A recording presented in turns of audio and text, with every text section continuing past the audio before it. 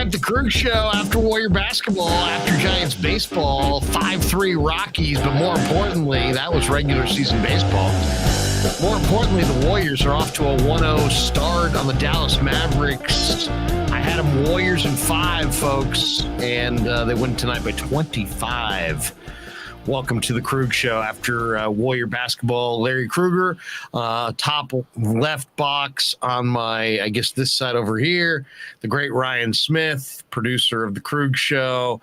Down below is the host of Locked On Warriors himself, Cyrus Satsis, Dog Surfer Roadshow. And in that corner over there, actually, I guess that way, down, Dan Coach Amelia wearing the Warrior blue shirt and the Warrior hat. Look at the garb. He's got the garb. All right, 1-0. Got no hair, man. I got to wear the hat. He's got the garb. He's got the new mic, by the way, as well. Dan's showing off the new microphone. Don't act like you're not impressed. All right. What do you think, Cy? I mean, why don't we start with Golden State? I mean, there were an awful lot of people talking up the Mavericks. I got to say that. I was watching my man Matt Steinmetz on 95.7 The Game. Says he likes Mavericks in 6. He's a jackass. let me say this about Matt Steinmetz. All right, the guy was what, like a beat writer. Drive by. We're not even 2 minutes in. Go ahead. Well, let me say this. So Matt Steinmetz was like a beat reporter covering the Warriors like 20 some odd years ago, and I've heard some crazy stuff from him. Larry, you and I know him because he used to always come in and fill in for hosting duties at KNBR. And one of the last times I saw him, he has these like really big calf muscles, right? Like I don't know if you've ever noticed that before. Really? I had not noticed another man's large calves. Are we talking implants? I mean, what are we talking? Yeah, I mean, is he like Earl Campbell? I mean, what kind of calves are we talking about? Big meaty calves. And look, I'm big meaty calves with my sexuality, where I don't mind complimenting. That's right. You're a very confident man. You're a very confident man. Yeah, I'm secure in who I am. So, but Steinmetz, he used to always jokingly rib him and be like, "Damn, there's the man with the calves." And I remember like he just had the biggest attitude about it. He just hated it. I don't know why. I was just trying to be nice. Anyway, so you know what? F you, Matt. You're such a dick to me. So you're a moron here. Not just for your take here. Taking the Mavs and shots fired. Cy, the host of Locked On, just comes rolling in. Is it not like emptying the chamber? Oh my God! On Steinmetz, we're not even 3 minutes in. I like Matt Steinmetz. I'm gonna pull the my Lloyd Benson. I like Matt Steinmetz. Matt Steinmetz is a friend of mine. Let me tell you, Cyrus Satsis, you ain't no Matt Steinmetz. I know. I'm more. Do you like my Lloyd Benson, Dan Coach Emilio? What did you think about Lloyd Benson there? That was good. That was thank you. That was good. I mean, you tip your waitresses 2 drink minimum. Sorry, Cy, go ahead. Better, but Steinmetz. Look, man, he annoys me because he's on the Warriors flagship station, so we're expecting like highly intelligent comments from him, observations, and instead we get Mavericks in 6. A month ago, he suggested, when I threw out a trade proposal out there, and that really took fire. It was one of my viral tweets, I guess, where I threw out this trade proposal of Wiggins, James Wiseman, and 2 first-round picks to the Lakers for Anthony Davis, right? And this thing took off because the salaries match, and the Lakers are in desperate need of those picks. I made that trade for sure. And Steinmetz comes out and says, I wouldn't do that. What is wrong with you, man? And like, you're the one getting paid. Well, anyway, that's a point of view. That's a point of view. I mean, he wants to keep Wiggins over AD. AD's clearly better. It's just AD's hurt. That's even more moronic, though, Larry, because one way or that means he's not paying attention or is not connected to the behind the scenes stuff and the contract talk. Because Wiggins, no matter what happens this year, look, if the Warriors win the championship this year as expected, he'll come back next year. But after next year, he's not with this team. I mean, that's just the reality of it. He makes too much money.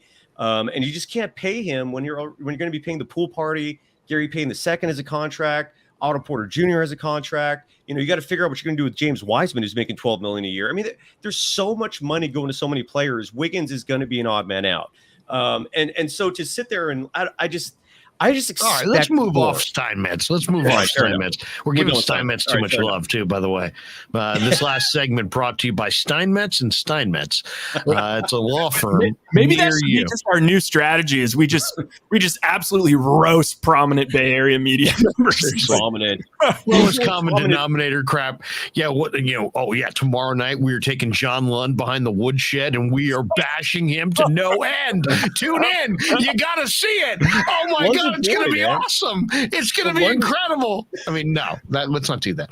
All right, but let's get to the game. 112-87. 112-87, 25-point win for Golden State. Let's talk about this game in the first half because it was 54-45 Golden State at the half. Wiggins had 15 in the first half. Mm-hmm. I thought he was fantastic in the first half. And in Golden State, they won inside.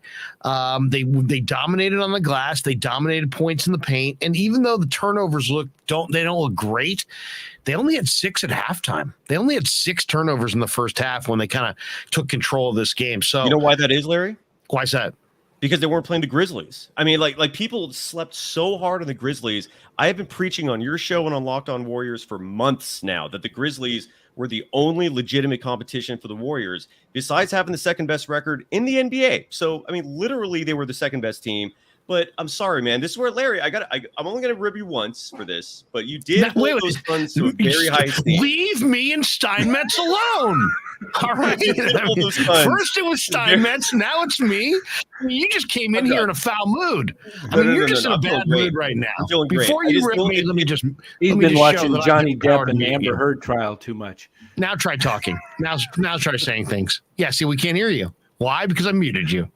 That's the kind of control I have on the Krueg show. I can mute. All right. Now you're unmuted. Go ahead and rip away. Oh, so I'm done ripping you. So, but the point is, a lot of people held the Suns to very high esteem. I guarantee you tomorrow people are going to be talking about, well, the Mavericks lost game 1 to the Suns. I guarantee that's going to be the talking point. The Suns are not the Grizzlies. The Suns are not the Warriors. This is a different beast, man. The Warriors, even Kylan Mills, who probably won't come tonight just because she's at the arena. She might, but I wouldn't. I don't know if she will just because of her commitments there. But even Kylan Mills was talking about the fact that the Grizzlies were an incredible competition. I mean, the turnover numbers were largely because of who the Warriors were playing. You saw now with much easier competition. And what Kylan was saying is she was at the practices all week, and she said she's never seen this Warriors team this loose and this happy and this confident since the playoffs started. And it showed. And she's been covering the team since, December. Right? I mean, I'm just joking. I'm just joking. You're right. I know. But since the postseason started, that, it's just they're loose. They are aware. Yeah, they're aware that the Mavericks. Look, Luke is going to have his own at some point in his career. The guy's a beast. He's a superstar already. He's going to even get better. But he has no second fiddle. I've never seen a team win a championship when your second best player is a Jalen Brunson or Spencer whoever the second best player on that team is. It's not an all-star. 2011 Cavs. They had Jason Kidd as a Hall of Famer. I know he was at the tail end of his career. He was still fantastic. The Mavericks now don't have a Tyson Chandler. They don't have a Sean Marion. I mean, that Mavericks team, which is the one anomaly, by the way, find me another one. But even that team still had a lot of great secondary players. This Mavericks team, Jalen Brunson, you're comparing him to Jason Kidd?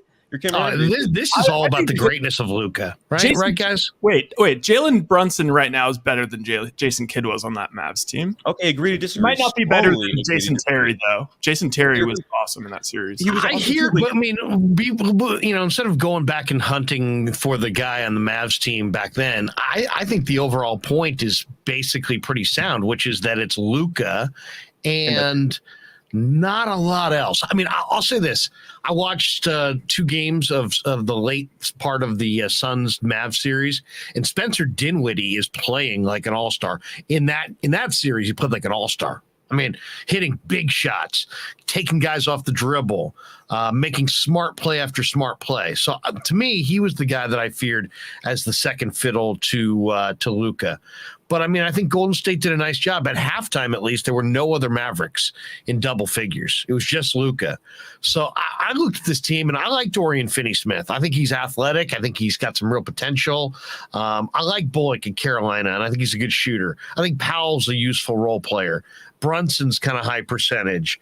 God knows Kleber's playing at a really high level. I like Marquise Chris when he was here. They've got some nice players. Bertans I liked, especially 3-4 years ago, really good shooter. But they're nothing compared to Golden State. This series might go 4 in a row. I like Warriors in 5, and I didn't even really believe that. I'm like, I can't picture this Dallas team beating Golden State. Now they took down the Suns, but I think we're going to find out, guys, in the weeks ahead that there was some trouble brewing in Phoenix with that Suns team, and it wasn't all Dallas. It was the Suns kind of coming apart from within. So I think maybe that's what we were seeing there. I mean, that's that's highly speculative, right? Because I don't have the inner workings of the Suns down, but it something tells me that the Suns came back to them. You know what I mean? I can tell you everything. I mean, Larry, you look at the Suns. First of all, 64 wins is not. I mean, it's people are acting like they broke the wins record. 64. The Warriors beat that 3 times during their dynasty run. They had 67, 73, 67. So you're coming to the wrong people when you're trying to brag about 64 wins. But ultimately, their second best player is 37 years old. That's their second best player. All right. So you got Booker, who again is great, but the comparisons to Kobe are ridiculous when he hasn't won anything yet. And then who else do they have offensively? Exactly. I mean, I think Bullock and Bertans, if you leave them open, will knock down shots. But Bullock is, I mean, you know, he's nice, but nothing special. Bertans is kind of special, but he's old at this point. I'm not seeing it. I think this Mavs run to this point, tip your cap to Jason Kidd, incredible young coach. Tip your cap to Luka Doncic, one of the great young players in the league. The rest of it's downright amazing. Now, if Tim Hardaway Jr. were still healthy, maybe that makes them a little bit more daunting. But Golden State should flush them and move on to the finals in short order. Tonight, they barely even broke a sweat tonight. And put this Mavericks I had this when we did the predictions the other night. I picked the Warriors in 5 in this series, and tonight was exactly what I thought we would see. Because the Warriors were rested. And you know who had their fingerprints all over this game tonight? Who's that? Ron Adams. They took Luka completely out of the game by keeping him in front of him, and Wiggins was hounding him. And if he got by him, Green was down there to clog the paint, and Luka was either having to kick out or he was throwing up something wild, and they were snuffing his shots. And he was completely now he'll bounce back. I believe they'll make adjustments for Friday, and I don't think we'll see a blowout, but I think the Warriors will still beat them maybe by 10, and it may be tighter down the stretch and they pull away. But tonight I fully expected the Warriors to win by 20 or more, just because Dallas was coming off that emotional victory. The Warriors were rested, and Kerr watched game 5 or game 6 or no, 5, the 55-point blowout. And then, it was game 6, the one they won it, when they had all those turnovers in a row and the crowd started booing. Kerr's watching this game at home on TV, and he's absolutely livid watching his team implode. And he went crazy with those guys when they got in practice, and he said, "Yep." And I said last night they're going to slow it down, not to the point where they run their offense and they don't throw the ball carelessly away. They did at one point, I think it was in the second or third quarter. I can't remember. They got a few turnovers in a row, but for the most part, I think they only had one maybe in the first quarter. Turnovers? I mean, to me, that was part of why they won, is they looked good in the first quarter. Let's get young Ryan in here. Jack Damon here is eyeballing the bike that you have back there. What's up, Damon? I know Jack Damon. Do you have Bay Alarm, or what is your security system right now? Oh, it's actually my dad, so feel free. Oh, it's just dad's. Jack, just so steal away. We'll leave the back door open for you. Weigh in, right? Give us your thoughts. Don't be a stranger. Okay, this is what I would say. Just push them back a little bit, because everybody in the NBA media is such prisoner of the moment, and I feel like we all are better than that. But at the same time, Mavericks got blown out plenty in that Suns series. There's been so many games where you lose the first two, and the whole series. I mean, it's the old adage. It's like the series doesn't start till the other team wins a road game, or one team wins a road game. So I will say this: I felt the same way as Sai. I think I said something like, playing Memphis was almost like putting the donut on the baseball bat. And now that was me. Yes, take that off, and it's like all of a sudden the inside's open. They had 0 blocks today. 0.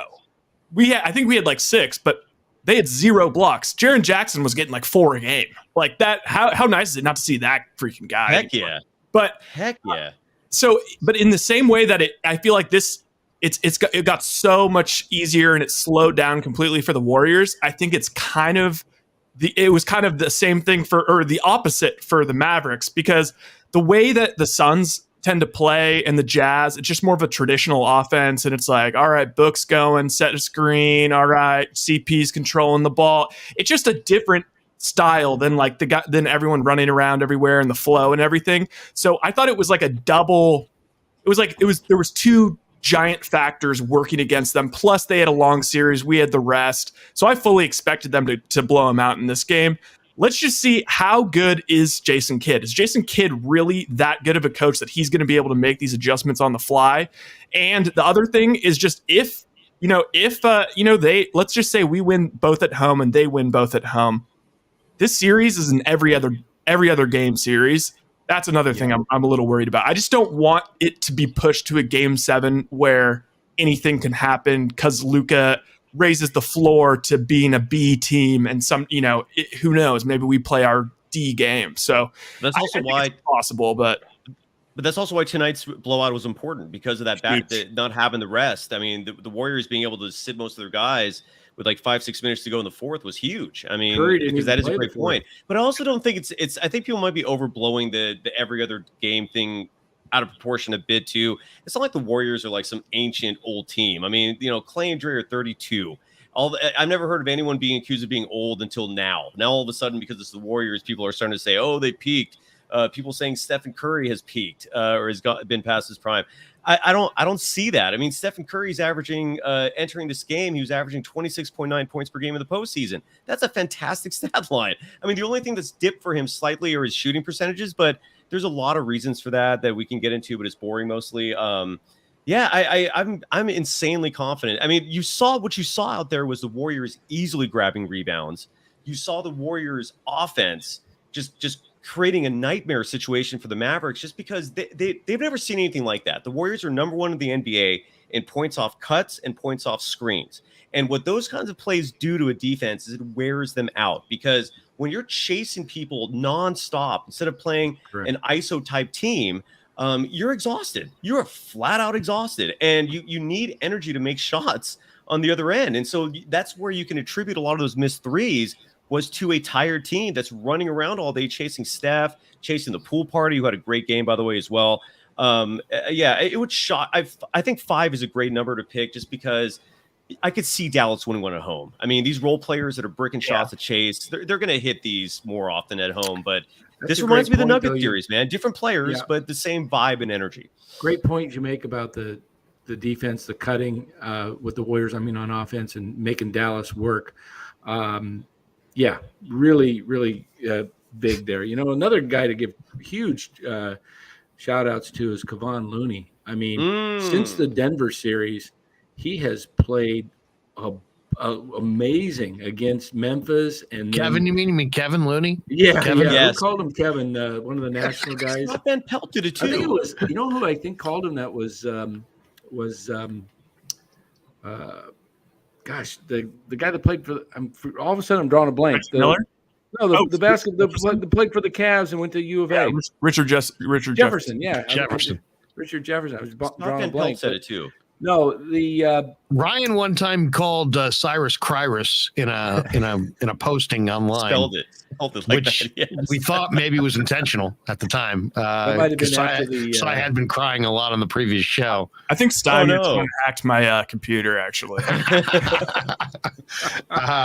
In the 5th grade, it was the first day of school, and they introduced me as Lenny Krueger, and a bunch of kids kind of pointed, Lenny! Like Of Mice and Men, Lenny? As you can tell, I'm over it by now. I'm only 52. Yeah. I forgot about it long ago.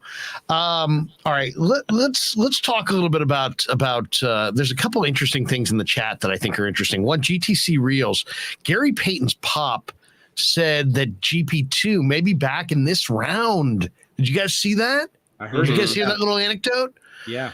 Is that a dad being optimistic, Cy? Is that you think there's a legitimate opportunity that GP2 suits up in this series? Really? He could be back theoretically a week from today. The cast is off.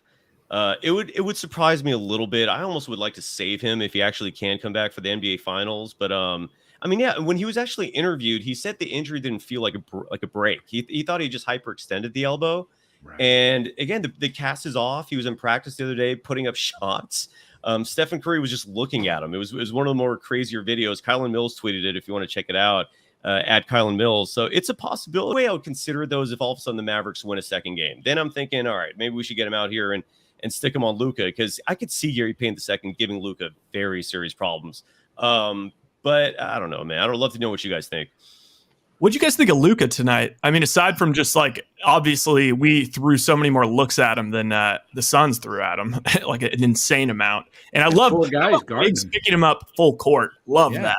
I want Alex Breedler's comment to be posted, please, because it's very astute and intelligent.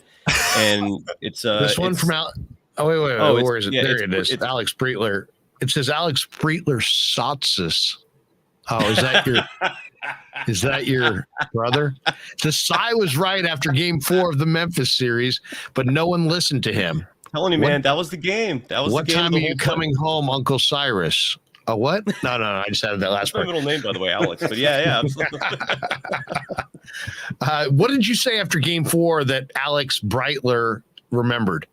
That it was the whole postseason was based on that game. Like, I thought if they win that game, it's all downhill after this. Now, granted, game 6 was also, I was, doing what in the bathroom, but game that was pivotal. That game was everything. I mean, all people did, at least on the national media landscape, was criticize the Warriors for being down for nearly the entire game, for almost losing it. That was a tight game for a reason. The Grizzlies were also very aware that was pretty much the entire series right there. And to me, I really do believe that was the hump. If they won that, then it's all going to be downhill from here, and I still do believe that. So thank you, Alex, for actually listening. Interesting there. Game 4 was key point. The other time the Warriors played Memphis, their first championship season in 2015, game 4, they were down 2-1 in Memphis, and they had to have it, and it turned the whole series around, and they won the next 3. Yes, it did. Oh, yeah. Yep. Okay, so Cy, on the Memphis point, because I agree with you. Like, I thought they were the worst matchup for the Warriors on the side of the bracket. But at the same time, like, I don't know. If they played the Suns, if they played the Mavericks, they actually are a really bad matchup with the Mavericks because they're horrible at pick and roll D.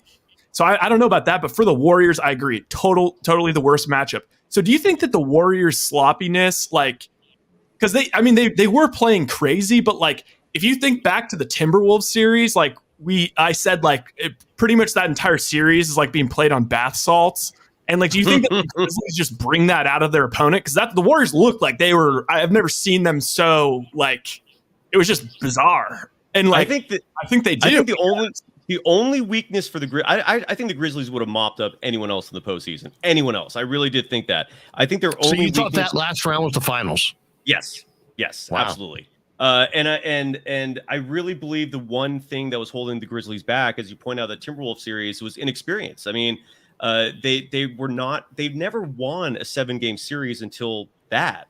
So, just getting that under your belt was huge. And the Timberwolves shouldn't be slept on either, man. They got a lot of talent. Anthony Edwards is going to be a star in this game. But yeah, look, man, I mean, I'm basing a lot of, first of all, you can pull out a lot of numbers that supports the Grizzlies being incredibly stout on both sides of the ball. Again, they had the second best record in the NBA, but I saw an aggressive team that just really went after every single ball.